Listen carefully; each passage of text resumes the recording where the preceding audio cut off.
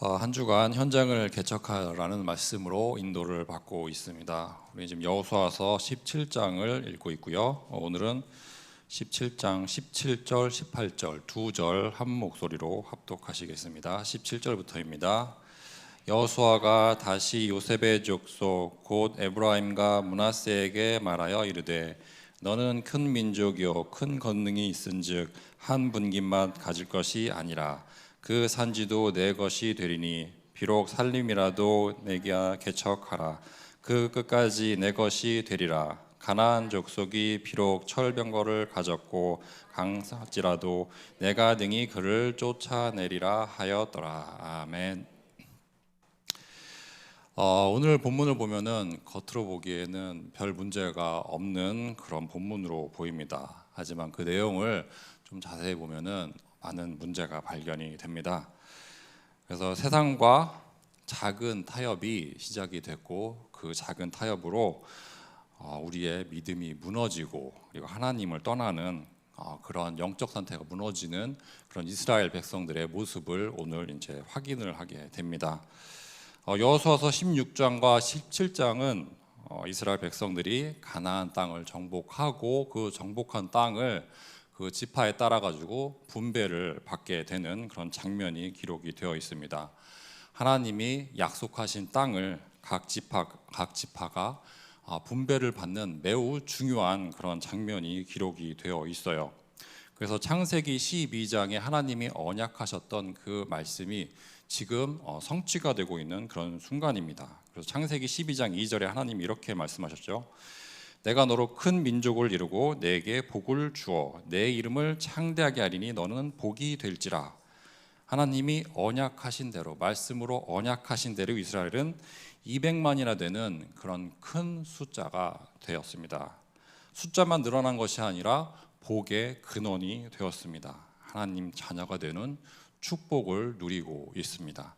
자, 그리고 또 창세기 12장 7절에서 이렇게 말씀을 하셨죠. 여호와께서 아브라함에게 나타나 이르시되 내가 이 땅을 내 자손에게 주리니 하신지라. 그러니까 이 땅이 지금 가나안 백성들이 서 있는 땅입니다. 자기에 나타나신 여호와 그가 그곳에서 제단을 쌓고 아브라함이 하나님이 나타난 그리고 땅을 주시겠다고 약속하신 그 장소에 제단을 쌓았습니다. 예배를 했죠. 정말 이 언약하신 말씀대로 가나안 땅을 지금 이스라엘 백성들이 분배를 받고 있습니다. 우리가 이 분배받고 있는 본문들을 읽어보면은 우리에게 낯선 그런 지명들이 많이 나와요. 근데 그 지명들 사이사이에 하나님이 메시지를 숨겨주셨습니다. 그래서 본문을 보면 에브라임과 므낫세 지파, 그러니까 요셉의 주 자손들이 여호수아 앞에 나와서 땅을 더 달라고 요구하는 그런 장면이 나옵니다. 그리고 그들이 가지고 있는 불평의 내용을 보면 우리는 하나님의 복을 많이 받은 지파인데 왜 한 분깃만 주느냐, 다른 지파들보다는 좀 더 많이 줘야 되지 않냐, 이렇게 요구를 하고 있죠. 그래서 이 말을 들은 여호수아가 그 두 지파에게 산지를 정복하라고 이렇게 제안을 하죠. 산지를 가서 개척하라고 그렇게 말을 합니다. 하지만 그 두 지파는 또 핑계를 대고 있어요. 그 땅에는 철병거가 있고 우리는 그들을 쫓아낼 수 없다고 그렇게 핑계를 대고 있습니다. 그러니까 겉보기엔 그저 영토를 가지고 조그만 분쟁이 말다툼이 있는 것처럼 보입니다. 그러니까 지파 간의 이해관계에서 오는 그런 의견 차이가 있는 걸로 보입니다. 하지만 성경은 이 작은 일로 결국에 이스라엘 전체가 영적으로 완전히 망하게 되는 모습을 보여주고 있습니다. 하나님의 언약을 성취하시는 바로 이 순간에 이스라엘 백성들은 영적으로 이미 타락해져 가고 있습니다. 그러니까 아주 작은 그런 타협의 씨앗이 결국 이스라엘 전체를 영적 포로 노예 속국으로 만들어 놓는 그런 장면을 우리는 확인하게 됩니다. 오늘 말씀을 통해서 그 내막을 한번 같이 보도록 하겠습니다. 자, 처음에 살펴볼 것은 불순종하고 세상과 타협했던 이스라엘 백성들의 모습을 보게 됩니다. 가나안을 정복하라는 하나님의 명령에 불순종하고 오히려 가나안 족속들과 타협해서 같이 함께 살았던 이스라엘 백성들을 우리는 확인을 할 수 있습니다. 그러니까 이스라엘 백성들은 가나안 땅에 들어가면 그 땅의 주민들을 다 멸절하도록 하나님이 명령을 주셨어요. 그 땅의 우상 숭배와 제약으로 인해서 이스라엘 백성들이 똑같이 그러한 범죄를 저지르는 그런 악을 저지르지 못하도록 미리 하나님이 거기에 살고 있던 원주민들을 다 쫓아내거나 멸절하라고 하나님이 명령을 하셨어요. 하지만 이스라엘 백성들은 이 명령을 온전히 따르지 않았습니다. 여러 가지 모양으로 하나님의 말씀에 거역을 하고 있습니다. 그래서 우선 여호수아서 15장 제일 마지막 절 63절을 한번 읽어보겠습니다. 여기에는 유다 지파 이야기가 나옵니다. 예루살렘 주민 여부스 족속을 유다 자손이 쫓아내지 못하였으므로 여부스 족속이 오늘까지 유다 자손과 함께 예루살렘에 거주하니라. 그러니까 유다 지파는 그 지역에 살고 있던 여부스 족속을 쫓아내지 못했다고 이렇게 기록을 하고 있어요. 그러니까 아마도 힘이 부족했거나 아직 뭐가 여의치 않아서 쫓아내지 못했다고 이렇게 기록을 하고 있는 것 같아요. 어찌되었건 하나님이 명령하신 그 말씀에 순종하지 못했습니다. 그 다음에 두 번째로 여호수아서 16장 10절 같이 보겠습니다. 여기는 에브라임 지파 이야기가 나옵니다. 요셉의 아들 중에 하나죠. 자, 거기에 보면 그들이 게셀에 거주하는 가나안 족속을 쫓아내지 아니하였으므로 가나안 족속이 오늘까지 에브라임 가운데 거주하며 노역하는 종이 되니라. 그러니까 여기서는 쫓아내지 못했다가 아니라 쫓아내지 아니하였다고 이렇게 기록을 하고 있습니다. 이건 그냥 의도적으로 알고 있음에도 불구하고 쫓아내지 않은 것이죠. 그 다음에 세 번째로 여호수아서 17장 12절을 보겠습니다. 므낫세 지파 이야기가 나옵니다. 역시 요셉 자손 중에 한 명이죠.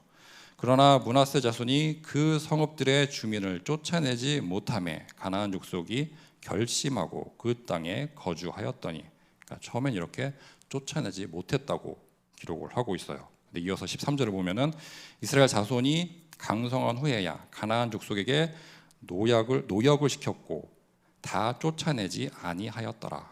그러니까 므낫세 지파의 처음에는 힘이 부족해서 쫓아내지 못했지만 나중에 힘이 강성해져서 분명히 쫓아낼 수 있을 상황이 됐음에도 불구하고 일부러 쫓아내지 않았다고 이렇게 기록을 하고 있어요. 자, 그렇게 자연스럽게 이방 문화도 그들 사이에서 계속 남아 있었겠죠. 그리고 이스라엘 백성들은 그 문화에 계속 영향을 받고 있었습니다. 자, 이건 할 수 있었음에서 안 했음. 그러니까 할 수 있지만 안 했음. 그래서 결국 알면서도 일부러 불순종했다는 그런 말씀입니다. 그래서 일부러 하나님 말씀을 거역하고 어긴 것이죠. 그래서 작은 타협이 점점 더 큰 불순종으로 이어지는 그런 악순환이 계속 반복이 됩니다. 자, 우리의 신앙도 이와 마찬가지일 수가 있습니다. 작은 불순종, 우리가 작은 타협을 그냥 방치하면 반드시 더 큰 불순종이 따라오게 되고 또 더 큰 죄를 우리가 방치할 수밖에 없죠. 처음에는 주일 한번 빠지는 거 별거 아닌 것처럼 생각하고, 새벽 예배 한 번 안 나오는 거 별거 아닌 것처럼 생각하고, 말씀 묵상 한 번 안 하는 거 그냥 대수롭지 않게 생각을 합니다. 그렇게 하다 보면은 점점 영적 게으름, 그런 상태로 빠져들게 되죠. 결국 우리가 믿음을 잃게 됩니다. 우리가 신자로 시작했지만 불신자처럼 살다가 결국엔 불신자로 끝나게 되죠. 그래서 사도 바울이 로마서에서 이렇게 권면을 하고 있습니다. 로마서 12장에 보면은 로마서 12장 2절에 너희는 이 세대를 본받지 말고 오직 마음을 새롭게 함으로 변화를 받아 하나님의 선하시고 기뻐하시고 온전하신 뜻이 무엇인지 분별하도록 하라. 이렇게 사도 바울이 권면을 하고 있습니다. 이 세대를 본받지 말라고 말씀을 하고 있어요. 이스라엘은 하나님 말씀을 어기고 가나안 족속과 타협해서 같이 살고 있었습니다. 그러니까 핑계를 대면서 하나님 말씀에 불순종하고 있었죠. 세상은 끊임없이 우리에게 말씀에서 멀어지게 하고 있습니다. 유혹이나 시험을 통해서 우리가 하나님 말씀에서 멀어지도록 계속 만들고 있어요. 그래서 세상에 방식에 타협하지 말고 세상을 본받지 말라고 사도 바울이 우리에게 경고를 하고 있습니다. 그렇다면 우리가 무엇을 본받아야 될까요? 바로 다음 구절에 나오죠. 오직 마음을 새롭게 함으로 변화를 받아 하나님의 선하시고 기뻐하시고 온전하신 뜻이 무엇인지 분별하라고 이렇게 말씀을 하고 있습니다. 그러니까 말씀 묵상과 기도를 통해서 날마다 새로워지라고, 새로운 힘 받으라고 말씀을 하고 있어요. 그래야 하나님의 뜻이 무엇인지 분별을 할 수 있는 능력이 생깁니다. 하나님의 선하시고 기뻐하시고 온전하신 뜻, 이 뜻에 맞는지 아닌지를 분별할 수 있는 힘이 생기게 됩니다. 그건 하나님 말씀으로부터밖에 나오지가 않습니다. 분별력을 가지고 하나님 뜻에 맞지 않는다면 우리가 그 일을 하지 않는 거고 세상과 타협하지 않는 게 당연한 것이겠죠. 하나님 말씀 가지고 우리가 영적으로 무장되시기를 축원드리겠습니다. 자, 두 번째로 불신앙하고 불평했던 이스라엘 백성들의 모습을 살펴보겠습니다. 그러니까 불순종하고 세상과 타협했던 이스라엘 백성들의 모습을 금방 봤고요. 두 번째로 불신앙하고 불평했던 이스라엘 백성들을 한번 살펴보도록 하겠습니다. 14절을 보면은 에브라임과 므낫세 지파가 여호수아에게 나와서 불평을 하게 되죠. 요셉 자손이 여호수아에게 말하여 이르되 여호와께서 지금까지 내게 복을 주심으로 내가 큰 민족이 되었거늘 당신이 나의 기업을 위하여 한 제비 한 분깃으로만 내게 주심은 어찌함이니까 하니. 그러니까 처음에는 마치 하나님께 영광을 돌리는 것처럼 얘기를 하고 있어요. 하나님이 우리에게 큰 복을 주셨다. 그래서 우리가 이렇게 큰 복을 받게 되었다. 이렇게 시작을 했지만 결국 더 많은 땅을 달라고 하는 속셈이 드러나게 됩니다. 자, 이들의 불평은 감사의 가면을 쓴 탐욕이라고 그렇게 말씀을 드릴 수 있어요. 그래서 여호수아는 그들의 핑계를 듣고 그렇다면 산지를 개척해 보라고 그렇게 명령을 합니다. 숫자가 많으니까 충분히 할 수 있을 거라고 이렇게 비꼬듯이 대꾸를 했죠.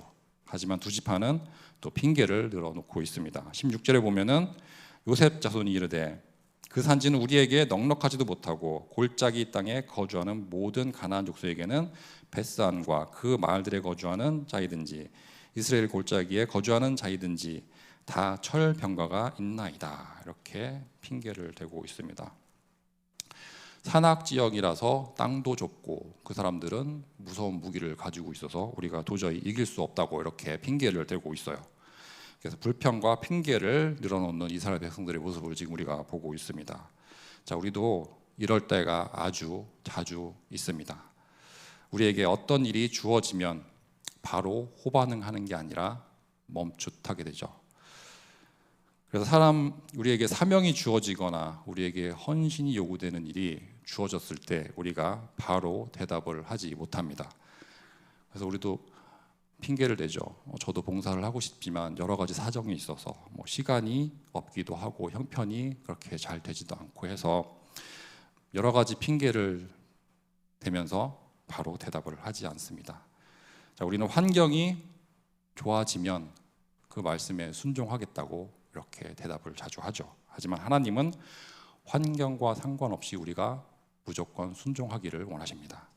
그리고 그 순종을 통해서 하나님이 역사하시고 우리에게 승리를 주십니다. 자, 하나님 우리가 믿음으로 나아가기를 원하십니다. 히브리서 11장 6절에 이렇게 말씀을 하고 있죠. 믿음이 없이는 하나님을 기쁘게 하지 못하나니 하나님께 나아가는 자는 반드시 그가 계신 것과 또한 그가 자기를 찾는 자들에게 상 주시는 이심을 믿어야 할지니라. 아멘. 하나님은 우리가 믿음 갖기를 기뻐하십니다. 우리의 핑계는 결국 믿음 없음을 나타내는 것입니다. 그러니까 다윗은 하나님을 굳게 믿었기 때문에 골리앗 앞에 당당히 설 수 있었습니다. 자, 하나님이 함께 하시면 어떠한 그런 철병거도 우리를 막을 수 없을 줄로 믿습니다. 자, 세 번째입니다. 작은 타협으로 결국 영적 포로노예 속국이 되는 이스라엘 백성들의 모습을 우리는 확인할 수가 있어요. 이스라엘 그 지파들은 작은 타협과 불순종을 하게 되고 그것이 결국 돌이킬 수 없는 불행을 낳게 됩니다. 여호수아서 바로 다음에 나오는 책이 사사기입니다. 그러니까 여호수아서 다음에 사사기가 나오는데 이게 우연이 아니고 이게 이스라엘 백성들의 역사, 시간의 순서에 따라서 이렇게 배치가 되어 있어요. 그러니까 가나안 정복기가 끝나고 사사기가 시작이 됩니다. 그래서 사사기 1장을 보면은 모든 지파가, 이스라엘의 모든 지파가 가나안 족속들과 함께 어울려서 살고 있습니다. 멸절을 해야 할 가나안 족속들을 멸절하지 않고 자기들 사이에 두고 함께 생활을 하고 있어요. 그래서 하나님 명령을 어기고 가나안 주민들과 함께 살면서 그들의 문화를 그냥 받아들이고 있습니다. 그래서 그 결과가 사사기 2장 10절, 11절에 기록이 되어 있습니다. 그래서 사사기 2장 10절에 보면은 그 세대의 사람도 다 그 조상들에게 돌아갔고 그 후에 일어난 다른 세대는 여호와를 알지 못하며 여호와께서 이스라엘을 위하여 행하신 일도 알지 못하였더라. 그리고 그 결과가 바로 다음 절에 나옵니다. 이스라엘 자손이 여호와의 목전에 악을 행하며 바알들을 섬기며, 이게 지금 우리가 보고 있는 여호수아서 16장, 16장하고 17장에서 여호수아서 17장, 16장에서 우리가 보고 있는 조그만 실수가 눈덩이처럼 불어나서 이렇게 결과를 맞이하게 됩니다. 그래서 하나님이 아니라 바알 신을 섬기고 있는 이스라엘 백성들이 되어 있습니다. 그래서 세상과의 작은 타협은 결국 우상 숭배와 하나님을 떠나는 그런 결과를 낳게 되었어요. 하나님을 떠나서 우상을 섬기는 영적으로 포로노예 속국이 되어 있는 그런 이스라엘을 우리는 확인을 할 수 있습니다. 그 유명한 기독교 작가 중에 C.S. 루이스라는 그런 분이 있습니다. 우리가 이제 영화로도 접했는데 나니아 연대기라는 그런 소설을 쓰기도 했고, 그다음에 순전한 그리스도라는 책, 그 외 여러 권의 책을 집필한 작가입니다. 그분이 이런 말을 남겼습니다. 선과 악은 모두 복리로 증가합니다. 바로 그렇기 때문에 여러분과 제가 매일 내리는 작은 결정들이 한없이 중요한 것입니다. 오늘 아주 작은 선행을 하는 것은 마치 전략적 요충지를 점령하는 일과 같아서 몇 달 뒤에 꿈도 못 꾸었던 승리를 가져다 줄 수 있습니다. 반면에 오늘 겉보기에 사소한 정욕에 빠지거나 화를 내는 것은 적에게 고지나 선로나 교량을 내주는 일과 같아서 바로 그 길을 통해서 적의 공격을 받게 될 수 있습니다. 조그만 틈을 우리가 주면 적은 반드시 그 틈을 타고 우리를 공격하게 되어 있습니다. C.S. 루이스는 작은 죄가 결코 작은 것으로 끝나지 않는다고 말씀을 하고 있어요. 마치 복리의자처럼 불어나는 것처럼 작은 죄는 시간이 지남에 따라 엄청나게 큰 죄로 불어나서 우리의 영혼을 갉아먹고 결국 우리를 멸망의 길로 가게 합니다. 그래서 영적 전쟁에서 우리가 완전히 패배할 수 없게 만들게 되죠. 그래서 우리 인생의 작은 타협, 작은 죄가 얼마나 큰 재앙이 되는지 이렇게 말씀을 하고 있어요. 그러므로 선줄로 생각하는 자는 넘어질까 조심하라. 고린도전서 10장 12절 말씀입니다. 우리가 아무렇지 않게 여기는 작은 불순종과 타협들이 언젠가 우리의 믿음을 무너뜨릴 수가 있습니다. 인생 전체를 영적 포로의 상태로 그렇게 만들 수가 있어요. 죄는 항상 더 큰 죄를 원하게 되고 결국 우리를 하나님으로부터 떠나게 만듭니다. 자, 마지막으로 이러한 죄인에게 회복의 길을 열어주신 하나님을 보겠습니다. 이스라엘 백성의 실패를 통해서 우리는 세상과의 작은 타협이 얼마나 무서운 결과를 가져다 줬는지 이스라엘 백성들의 역사를 통해서 우리가 확인을 할 수 있었습니다. 그러나 하나님은 우리를 그냥 그 상태로 내버려 주지 않습니다. 하나님은 언제나 우리가 하나님 앞으로 나아오기를, 다시 하나님 앞으로 돌아오기를 간절히 바라고 계십니다. 그래서 구약의 제일 마지막 책, 그리고 제일 마지막 절에 이렇게 말씀을 하고 있어요. 말라기 4장 6절을 보면 그가 아버지의 마음을 자녀에게로 돌이키게 하고 자녀들의 마음을 그들의 아버지에게로 돌이키게 하리라. 돌이키지 아니하면 두렵건대 내가 와서 저주로 그 땅을 칠까 하노라 하시니라. 하나님은 우리의 마음을 하나님께로 돌이키시기를 원하십니다. 여기서 돌이키는다는 말이 원어로 우리가 흔히 말하는 회개랑 똑같은 단어예요. 그러니까 하나님이 우리를 회개하기를 원하시고 하나님도 우리에게 다시 돌이키시기를 원해요.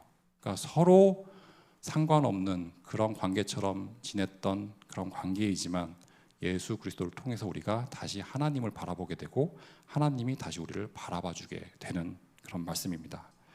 그리고 이 은혜를 우리에게 주시기 위해서 하나님이 독생자 예수 그리스도를 우리를 위해서 보내주셨죠. 예수님 우리의 죄를 대속하기 위해서 십자가에 죽으시고 사흘 만에 부활하셨습니다. 예수님은 죄와 사망의 권세를 이기셨습니다. 그 결과 우리가 참된 자유를 얻게 됐고 회복의 길을 얻게 됐습니다. 예수 그리스도의 보혈만이 우리의 죄를 깨끗이 씻어 주실 수 있습니다. 오늘 이 시간 내 안에 남아있는 철병거가 완전히 무너지기를 축원드리겠습니다. 우리가 가볍게 여겼던 작은 불순종과 그런 타협들에서 우리가 돌이키기를 원합니다. 예수 그리스도의 복음의 능력으로 우리가 다시 회복되기를 원합니다. 우리는 더 이상 죄의 종이 아닙니다. 우리는 예수 그리스도 안에서 새로운 피조물이 되었습니다. 그런즉 누구든지 그리스도 안에 있으면 새로운 피조물이라 이전 것은 지나갔으니 보라 새 것이 되었도다. 고린도전서 5장 17절 말씀입니다. 우리가 재창조되고 거듭난 그런 정체성을 누리면서 현장을 개척하기를 원합니다.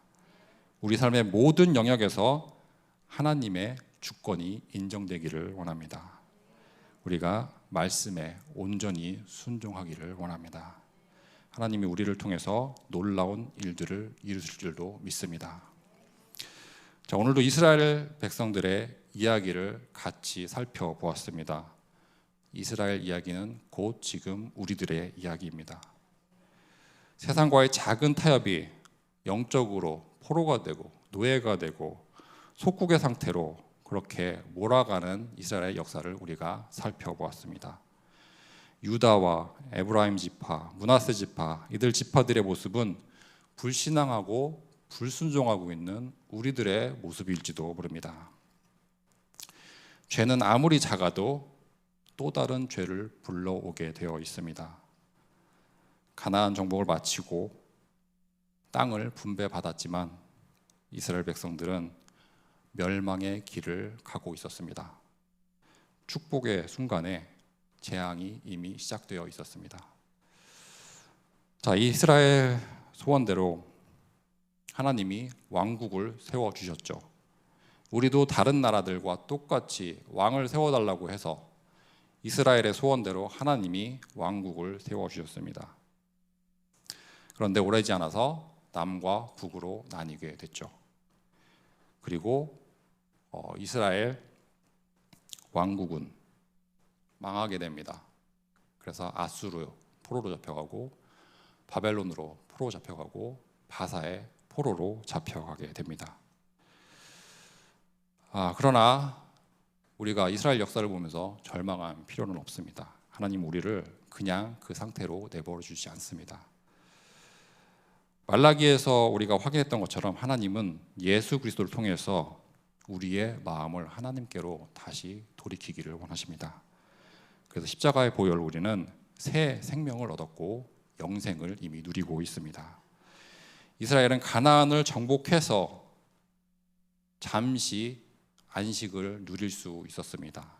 이스라엘 백성들은 가나안 땅을 정복했죠. 그리고 잠시 그 가나안 땅을 누릴 수 있었습니다. 하지만 우리는 예수 그리스도 안에서 영원한 안식을 누리게 될 것입니다. 우리는 이미 그리스도 안에서 승리한 자들입니다. 우리의 가정이나 교회나 그리고 업의 현장이나 그리고 우리 인생의 모든 영역이 복음의 능력으로 개척되기를 바랍니다. 하나님의 선하시고 기뻐하시고 온전하신 뜻이 우리를 통해서 성취될 줄로 믿습니다. 진리의 말씀을 굳게 붙잡고 우리가 오늘도 담대하게 나아가기를 축원드리겠습니다. 기도하겠습니다. 하나님 아버지, 오늘도 말씀을 통해 우리의 삶을 조명해 주심을 감사합니다. 불신앙하고 불순종하여 세상과 타협하려는 저희의 모습을 거울처럼 말씀에 비추어 보았습니다. 예수 그리스도의 보혈로 우리를 깨끗이 씻어주시고 날마다 믿음을 더해주시고 새 힘을 부어 주옵소서. 가정과 교회와 인생의 모든 영역을 복음으로 개척하여 살리게 하옵소서. 이 모든 말씀 우리 주 예수 그리스도 이름으로 기도드립니다. 아멘.